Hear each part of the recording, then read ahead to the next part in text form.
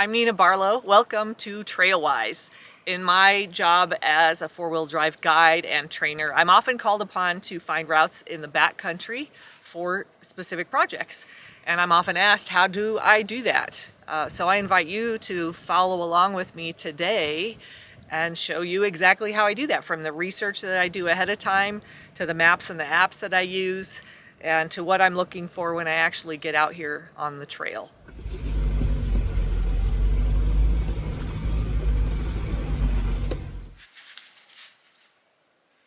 So I start by just pulling out every resource that I possibly have for the area that I'm looking for. So that might be a Forest Service map or BLM map, the Arizona Atlas, DeLorme Atlas and Gazetteer. A lot of times, Fun Treks books will have some coverage of the area. And then, of course, I'm going to go to the laptop and look at some of the apps that I have, like Gaia, Onyx, Google, of course. And sometimes we're going on the phone to, some of the Avenza Maps files. So there's a lot of resources out there, way more, of course, than there was 10, 20, 30 years ago. But this map, for example, starting with the scale on this one. The scale on this one is 126,000 scale map. So this is a big overview of the area.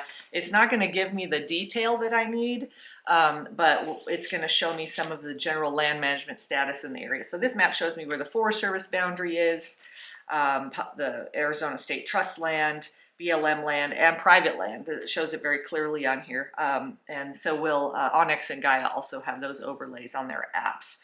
But I like to have some good old-fashioned paper to start with. Today we're looking at the Black Canyon and Bumblebee area. So I have permits to run a number of trails down there, and we have a couple of projects coming up. So I'm just refamiliarizing myself with the terrain, the roads that are out there, and it helps my brain, even though I'm kind of familiar with that area already, it helps my brain start visualizing, oh yeah, that was a cool area through a saguaro forest or whatever, and it kind of gives me some places to start. So what I'm doing next is I'm going to the computer. I'm pulling up Google and Onyx and my Gaia apps.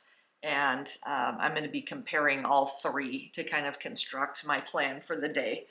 Now, Onyx has recently developed the ability to build routes ahead of time rather than just recording your tracks as you go.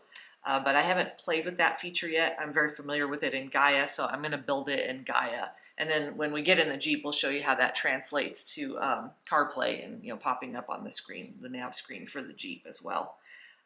So first off, I'm looking to see what tracks I already have, and I actually only have a couple in that area. The problem with some of these places that I've been going to for 30 years is that I've never bothered recording them because I'm just familiar with the general area. But I actually need to get some recorded data, for these projects coming right now. So I'm looking to see what I have in Gaia. I'm looking to see what I have in Onyx.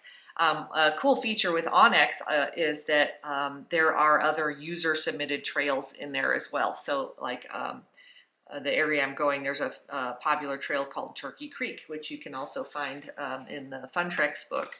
But the Onyx app has some details on it. It's 16 miles in length. It's an 8 out of a 10 rating in difficulty. It's estimated to take about 10 hours.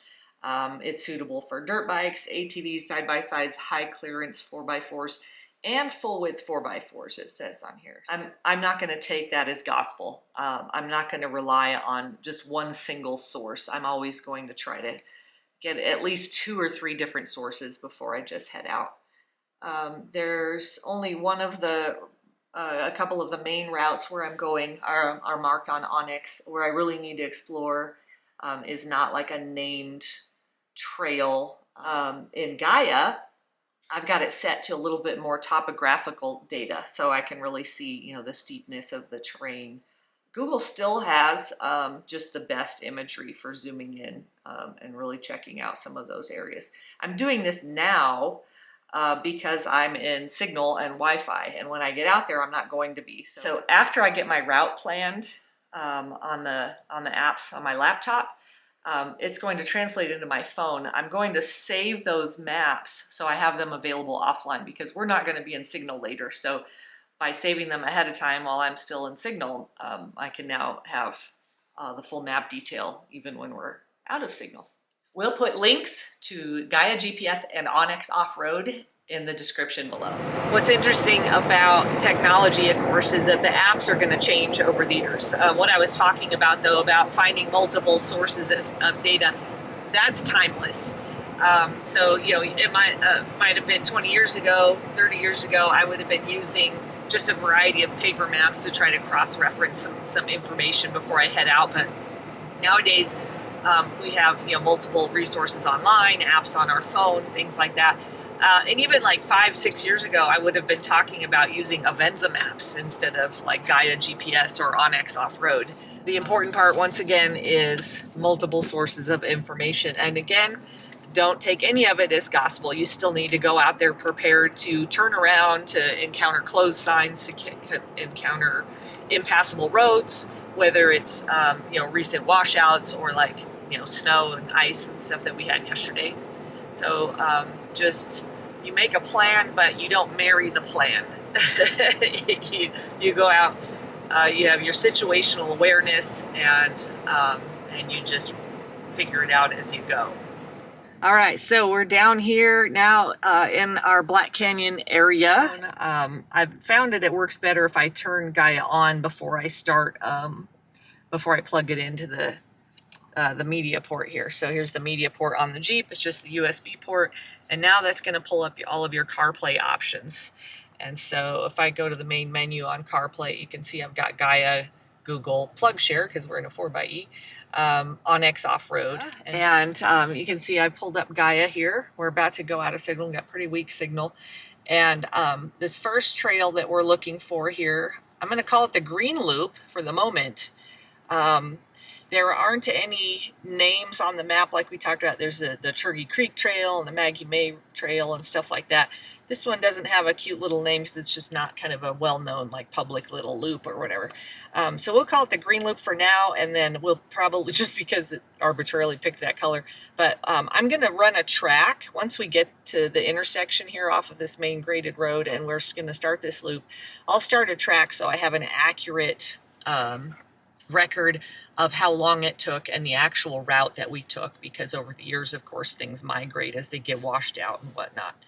Then we'll come up with a name for it based on what we see out there that's memorable to us. Now, I will say it's really fun when a name that I just kind of, you know, off the cuff called something, you know, 10 years later, you see it printed on a map. So the lesson there is just be a little bit mindful and careful of little arbitrary names you come up with for trails you might start using. That's our road. Okay.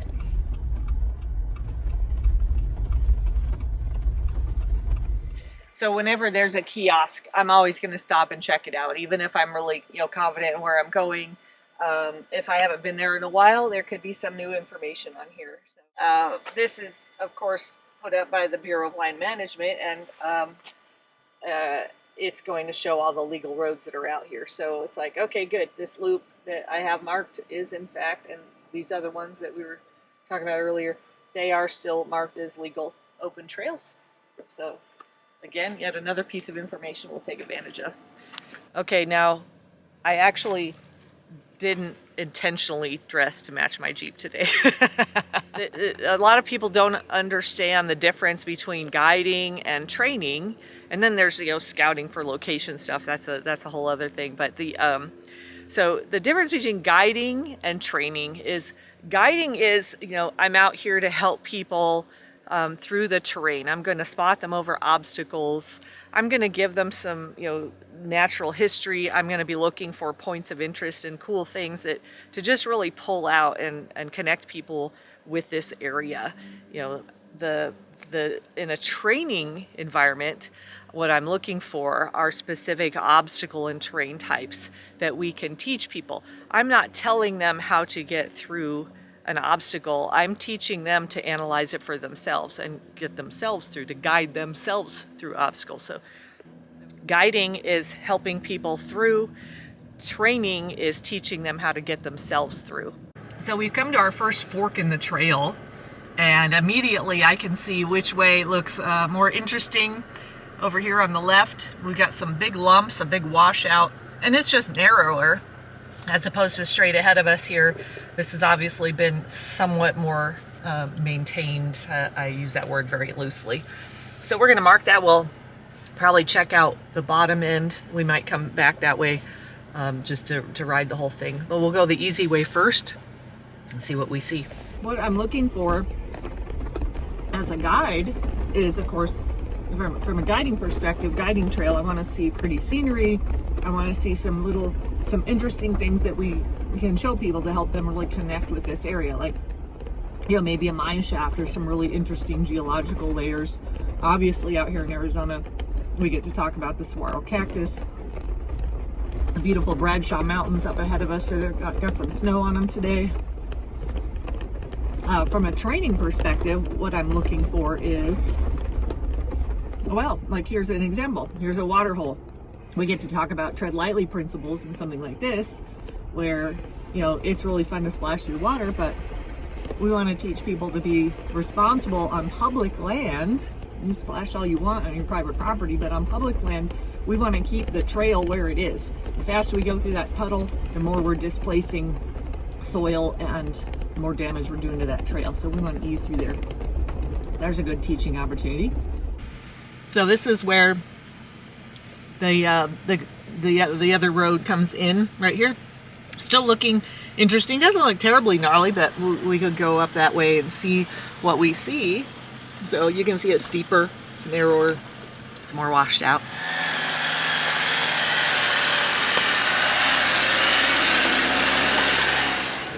This part of the trail is a good terrain for you know, a beginner's four-wheel drive class. You know, the high clearance four-wheel drives. We'll see if it gets more interesting as we go. It's actually not that interesting. But that's what happens. That's why we're here to scout. Because sometimes you find gold and sometimes you find donkey poo. And out here in Arizona, that can be literal. Okay. Well, this is getting a little bit more interesting. So down, moving further down the trail, we came to another fork in the trail. The right was clearly very smooth. We took the left. And this is pretty washed out. Again, probably good for a beginner level. See, this is really cool. This is where, you know, we could get a big Jeep diagonal in this so we can really get them over articulated.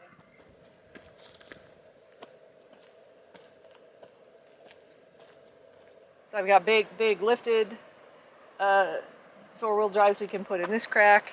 Got my Subarus, my all-wheel drives we can put right there in the middle, and then kind of our stock four-wheel drives up there. So yeah, it's great, something for everybody through here.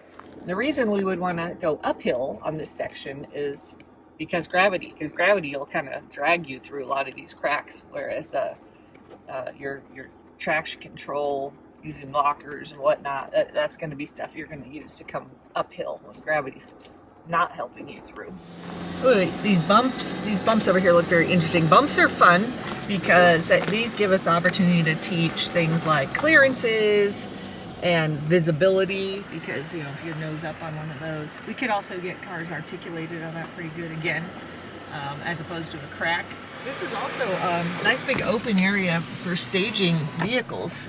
You know, if we've got 7 or 8 vehicles traveling together, you got to think about where you can park people or turn people around or even stop for lunch, you know. So this is cool. I might mark down things like this on my tracker here. Ooh, so we got some tight bushes here. So including in our scouting is noting things like this, because, like, for example, if we're doing a media trip with new models of cars, the marketing team doesn't want to hear that sound. But, you know, for training, people might not care. Guiding, it just depends. But it's important to note so you can warn people accordingly, let them decide for themselves. The water's not too deep today. Of course, this is a nice rocky bottom, you know, so we're not too worried about, you know, life-sucking mud pulling us down or anything like that. Beautiful cliffs over here.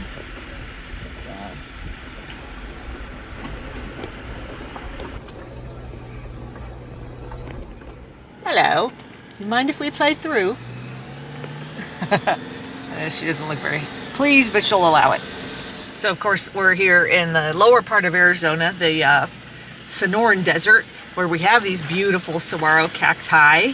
Saguaros are very long-lived. They live to be about, they can be 150 to 200 years old. They don't grow their first arm until they're about 70 or 80 years old. And so you see these ones out here with multiple arms, or even more impressive, the ones that have arms on their arms. Those are probably 150 years old. They are kind of an icon of Arizona here. They are protected. They're not a good winch point, just as a practical tip. So we go from the, when I'm talking about the saguaro cactus, that's a great thing to share, you know, when I'm guiding a group.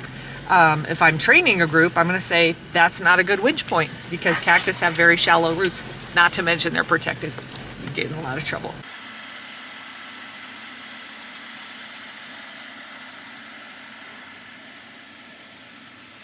So I'm just looking at this hill. Obviously it's a little steep, and when we're analyzing obstacles, we look at the shape of it. So what gravity is doing, what your weight distribution is going to be like. Of course, clearance isn't an issue for this Jeep on this hill, but it's the shape of it relative to your undercarriage is also going to be very important. But the other thing is, what is it made of? And this is, it's a little wet because we had some rain in the last couple of days, but more than that, it's just this loose, kind of broken, shaly stuff. And it is off camber, so as we're coming down steep, all of our weight's going to be on the front tires.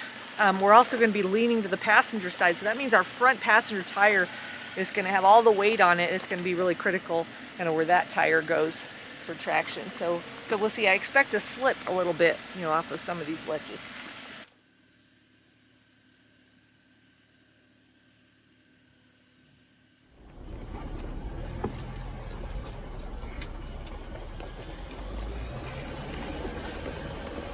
A little muddy over here. You can tell this has been underwater a number of times. Ooh, we'll get some good rock picking. There's our road.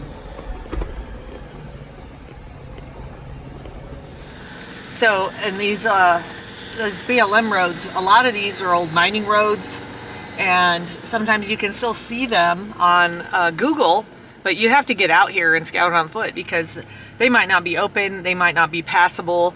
In fact, there's been many times when we've come out to a road that is legally open road. You can see it on, you know, all of your different maps and apps and stuff, but you get there and it's, you know, it's been washed out, like 10-foot drop off, you know, into the creek or further. And you can see old road cuts up here that are long since grown over. So you just have to get out there and scout it out.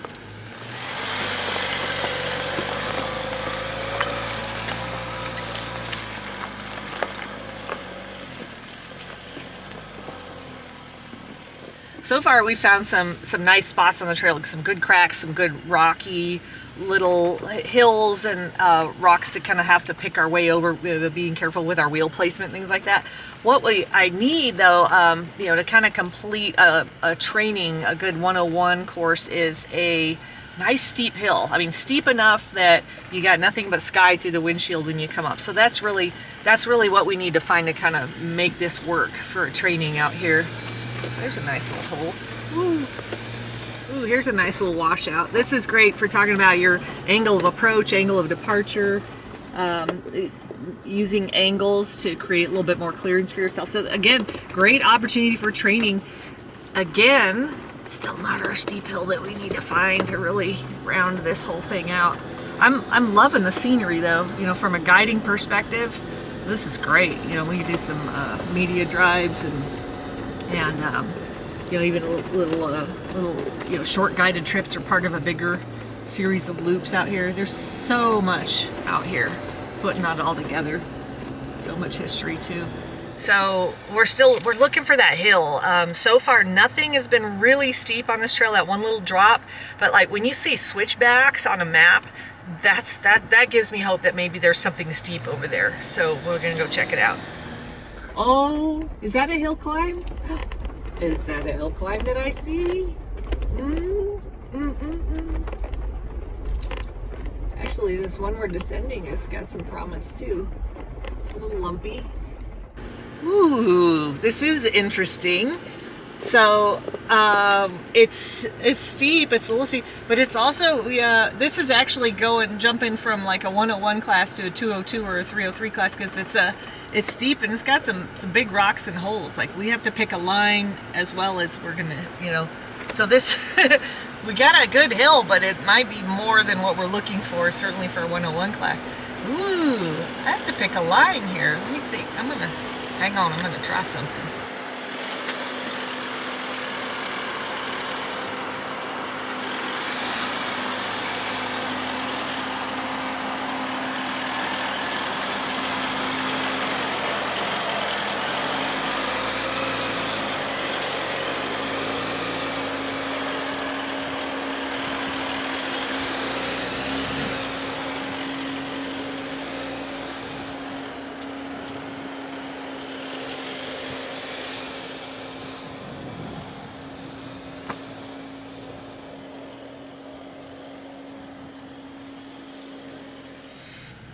You know, I'm feeling like this would be a great little loop for like a 202 class or something. And that's exciting because we've been looking for something that, you know, in Arizona we have like kind of easy and then it goes full nuclear with not a lot in the middle. So it's fun to find a trail like this for teaching that medium level.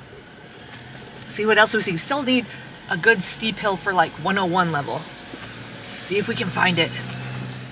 All right, so we're gonna finish up this track. It took us an hour and 36 minutes to run through there, and that's pre-running. So typically I need to double or triple that if I'm guiding or training on a trail like that. So what do you think? What should we name? You know what? This will be a fun group exercise. Why don't you leave in the comments below what you think the name of this trail should be, and we'll see where that goes. Let's keep it G-rated. Well, we finished our green loop, but we didn't find our big hill. So we're going to continue on to what I call the Agua Fria loop and see. I know I'm pretty sure there's some hills on that one. So fingers crossed that we find our big hill.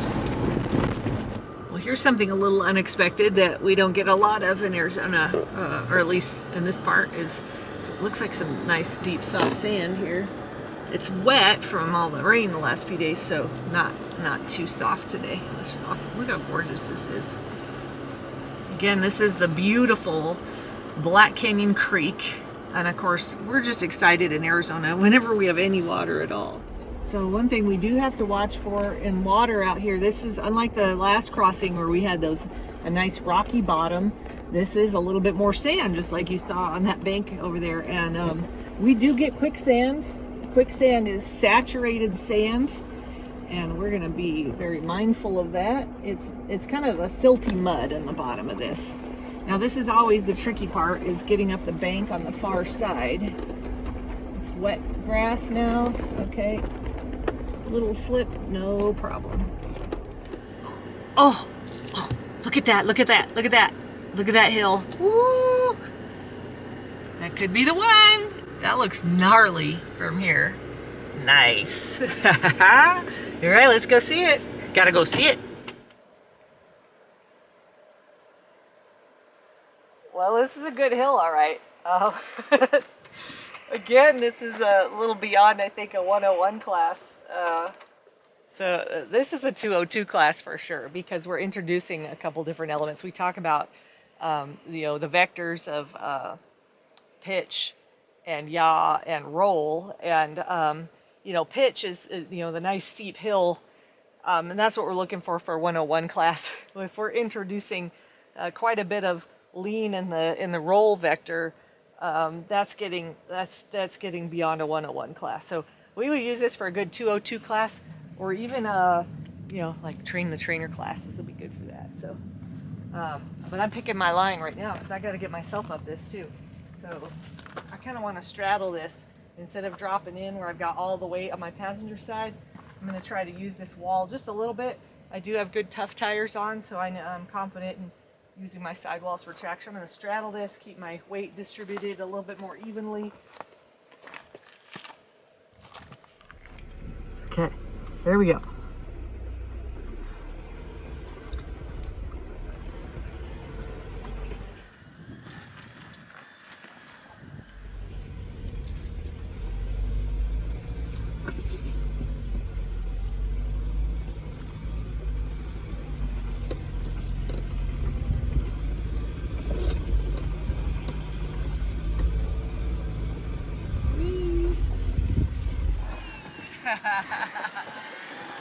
I'm doing this in electric mode so I can hear what my tires are doing.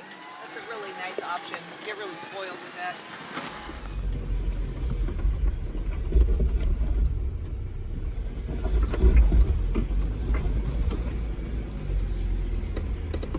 Woo.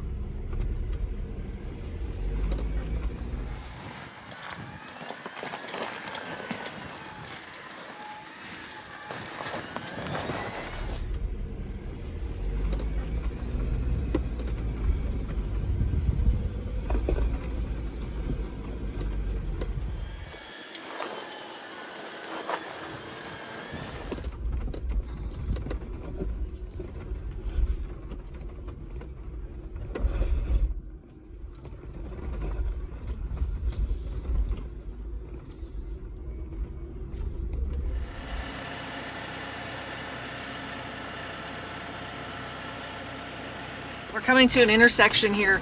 This is part of the Turkey Creek Trail, and all of a sudden you can see how much more used this is. There's tire tracks where we haven't seen tire tracks all day where we've been.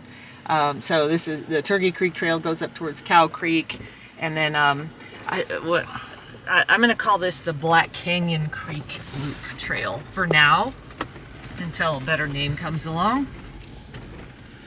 All right, so this is an alternate hill going up. Again, good 202 climb. This hill I do remember, and it's beautiful too. We've got the nice saguaro forest up next to us. This is clearly an old mining road, old shelf road. It had some supports built alongside of it at some point, so it was an important road in the past. It's obviously not being maintained anymore, but we like that. Oh yeah, some nice big rocks up here. Look at that. Whoop. Take this a little bit of an angle so we make sure our belly doesn't hang up on that or that upper one there.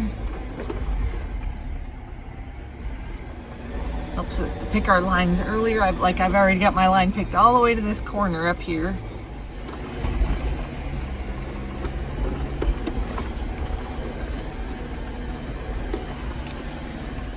That was a good little hill. And we're coming back to where it's gonna reconvene with the main road here. And the main road is no joke, but it's not quite as high clearance required as that route. So we accomplished a few things today. We have some good trails that we can use for a 202 class and for guiding, some more aggressively built vehicles. We didn't find a good 101 loop, but that's okay. We've got some, just down the road at Table Mesa. We've got our great Explorers course that we do down there. I'm going to come back. There's so much more here. And before I'm going to lead something commercially, I really want to run through it twice and make sure it's really kind of dialed in, and I can pay a little bit more attention to my timing and stuff next time too. But as far as if I was going to come out here with friends or something, I would, now I'd feel good knowing what I saw and what we can do and all the amazing scenery and fun obstacles that there are to do out here. So I call it a successful day. Now we're back home and we are reviewing the data that we collected today. Remember, this morning we set up a route in advance. Here it is in Gaia. The green loop, we were calling it, and you can see on here the roads that we selected. There was a couple of options, and then when we add in our track, what we recorded when we're actually out there, the orange is the track. Now you can see where it was a little bit different. The road is different in a couple of places through here.